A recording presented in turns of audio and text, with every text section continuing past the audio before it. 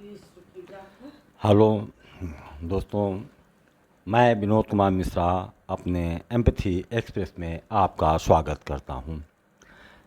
आज का विषय है जीवन में अंध महासागर का सामना आदमी कैसे करता है, क्यों करता है। विचार आम आदमियों के नहीं होते हैं।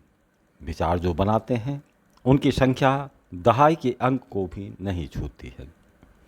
धीरे धीरे उसका विस्तार होता जाता है। इसका प्रत्यक्ष प्रमाण आप देख सकते हैं।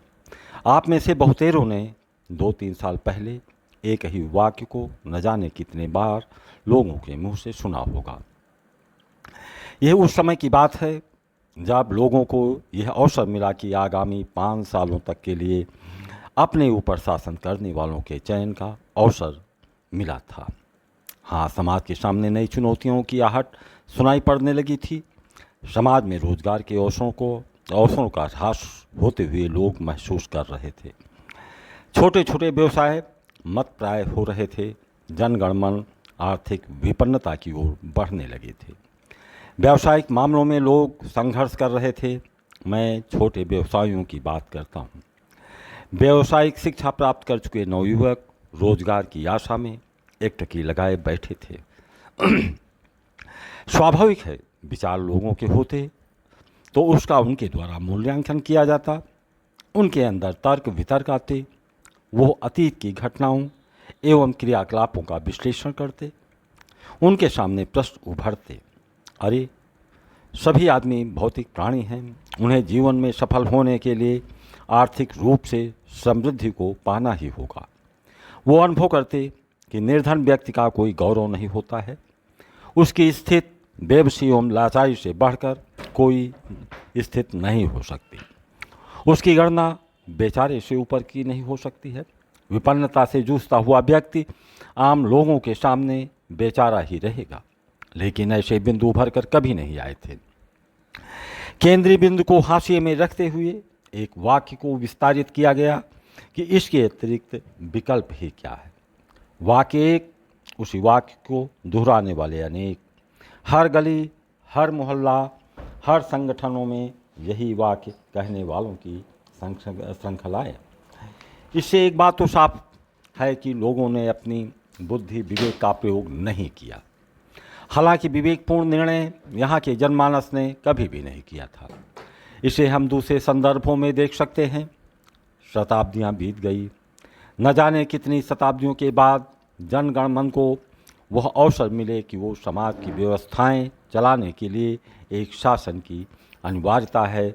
उन्हें अवसर मिला कि मनुष्य का अपना जीवन है। उन्हें अपनी ज़िंदगी किस विचारधारा वालों की सत्ता में रहेंगे उसे स्वीकार करने का अधिकार मिला। उसी आधार पर वो सरकारों का चयन करते चले आए हैं।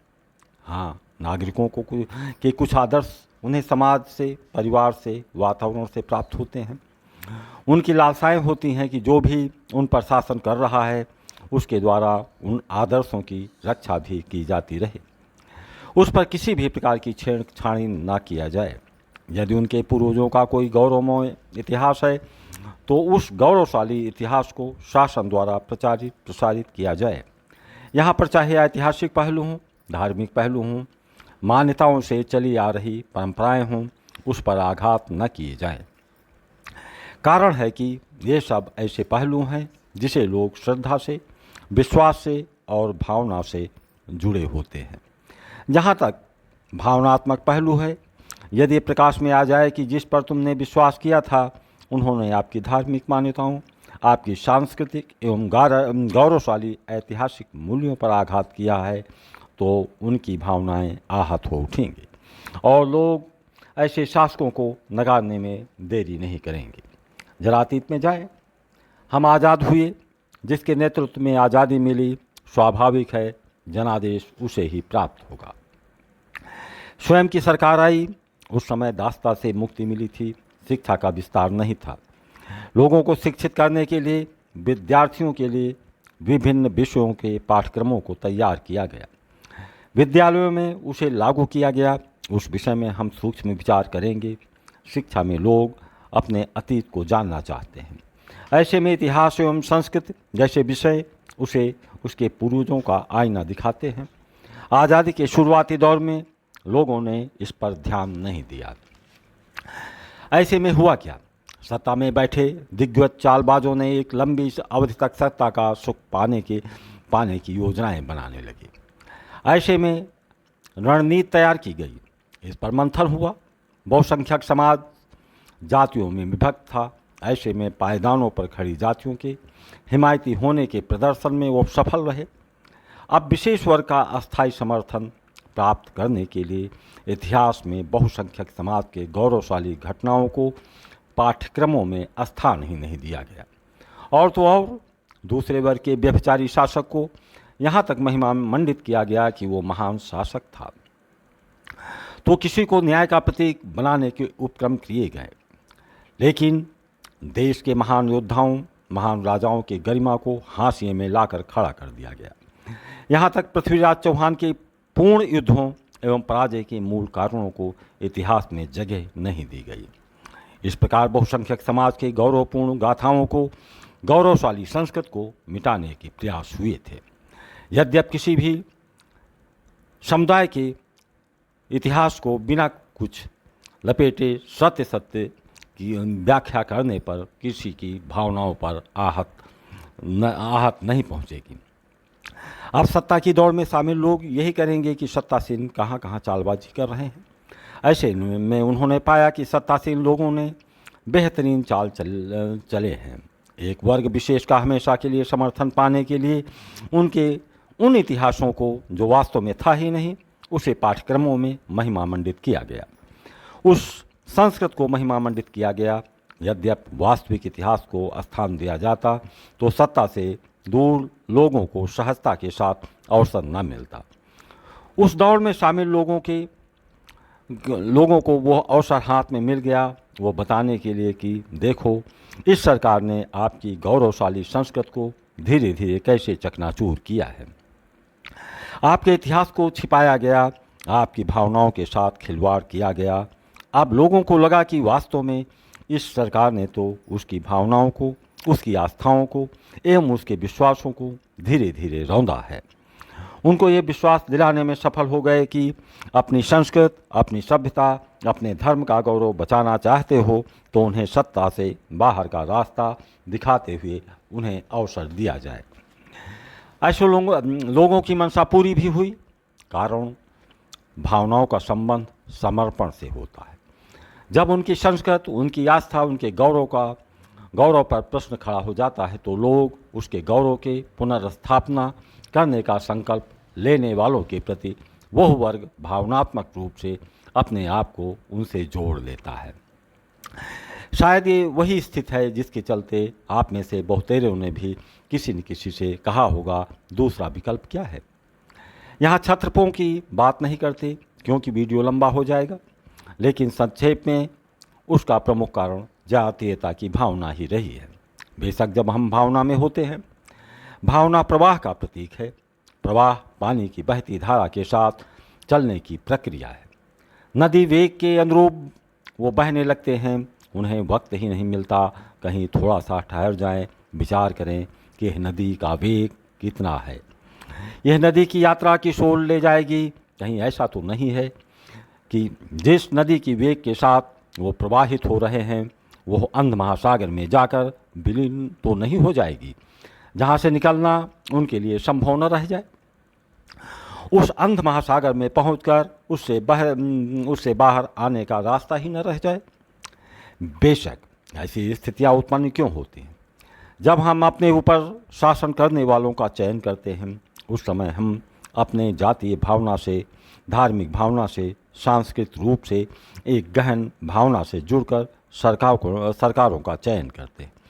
लेकिन भावना जब प्रबल होती है, भावना में वेग होता है, वेग में बिना विचार के आगे प्रवाहित करने के लिए पीछे से बल दिया जाता है। उसका परिणाम होता है कि हम भावनात्मक पहलुओं को ही देख पाते हैं। उस समय अनिवार्य विषयों को हम दोयम का दर्जा दे बैठते हैं। वहाँ हम एक भूल कर बैठते हैं, हमें भूल जाते हैं कि सामाजिक विकास के साथ साथ हमारी आवश्यकताएं भी बढ़ जाती हैं। हमारी आर्थिक पहलू ही विकास का कारण बन सकती है। उसके लिए रोजगार के संसाधन होने चाहिए। अब वो समय तो रह नहीं गया कि लोग ये कहकर संतोष कर लेंगे कि रूखा सूखा खाए के ठंडा पानी पियो, देख पढ़ाई चौपड़ी मत ललचावे जियो। मंतव्य साफ है कि जिन शासकों को अपने ऊपर शासन करने का चयन करते हैं, यदि ऐसे लोगों का चयन कर लेते हैं जो बेरोजगारी, आर्थिक उन्नति, जो आम नागरिकों को ध्यान में रखने का अपना कर्तव्य ही नहीं मानते हो, तो होगा क्या? लोग तो भावना के वेग में प्रवाहित होते हुए अंध महासागर में विलीन हो गए। तो उसके कारण तो हमें अंधकार में धकेलने वाले कौन हैं? स्वाभाविक है जागरूकता का अभाव। जागरूक करने का काम शिक्षण संस्थाओं का नहीं रह गया है। कारण है उनके निश्चित पाठ्यक्रम है। पाठ्यक्रमों में ऐसे बिंदु तो नहीं होंगे जो लोगों के अंदर भावना से ऊपर उठकर सत्य के समीप तक लोगों को पहुंचा सके। अगर ऐसा होगा तो सत्ता की चाहत वाले लोगों की चालबाजियां नहीं चल पाएंगी। सत्ता के सुख भोग करने वाले अपनी विचारधारा को प्रसारित नहीं कर पाएंगे, क्योंकि सत्ता हथियाने वाले लोग गहरे पर्दे के पीछे मोहक ऐसी बातें फैलाते हैं जिससे भावनात्मक रूप से वो सुनना चाहते हैं। यदि वो जागरूक हुआ तो गहरे रंग के पर्दे को भी चीरते हुए पर्दाविहीन वो देख पाएंगे। अब शिक्षण संस्थाएं उस भूमिका के बाहर हो गए हैं। ऐसे में दूसरा वर्ग है, वो वर्ग है विश्वामित्र का, वो वर्ग है वेदव्यास का, वो वर्ग है वशिष्ठ का। अब विश्वामित्र हों, वशिष्ठ हों, व्यास हों, ये सभी समाज के लोगों को जहाँ आध्यात्म की शिक्षा देते थे, वहीं नैतिकता का, राजनीति का, न्याय का भी पाठ पढ़ाते थे। लेकिन वर्तमान में क्या हो रहा है? धर्म गुरुओं के पास जाएं तो वहाँ आपके लिए किस प्रकार की जागरूकता का पाठ पढ़ाया जाता है, क्योंकि यही धर्मगुरु तो वर्तमान के हमारे विश्वामित्र हैं, वर्तमान के हमारे वशिष्ठ हैं, वर्तमान के हमारे व्यास हैं। बेशक उनके प्रति लोगों की श्रद्धाएं हैं, उनके प्रति गहरी आस्थाएं हैं, लोग भावना से जुड़े हैं। ऐसे में यह जागरूकता तो वो ऐसे लोग ही ला सकते हैं। उनसे पौराणिक कथाओं या अन्य बातें जो बताई जाती हैं, उसमें लोगों को क्या दिशा वो दे सकते हैं। शासन के चयन में किस प्रकार उसकी मान्यताओं, उसके संस्कृत को सभी आघातों से कैसे बचाएंगे, उनके गौरव को कैसे बनाएंगे, वो भी किसी दूसरे वर्ग में बिना संघर्षों के कैसे वर्गीय भेदभाव से हटकर धार्मिक, सामाजिक, राजनीतिक समानता लाने की रणनीति, रोजगार के सृजन की दिशा, आर्थिक विकास की योजनाओं की परख की क्षमता विकसित करने की, वास्तविक मूल्यांकन करने की योग्यता का विकास करना ही होगा। नहीं तो हम यहाँ का जनगण मन यदि अंध महासागर में पहुँच गया तो वहाँ से निकलने की कल्पना भी नहीं की जा सकती है। आशा है वीडियो पसंद आई हो तो लाइक, सब्सक्राइब और शेयर करना ना भूलें। जय हिंद।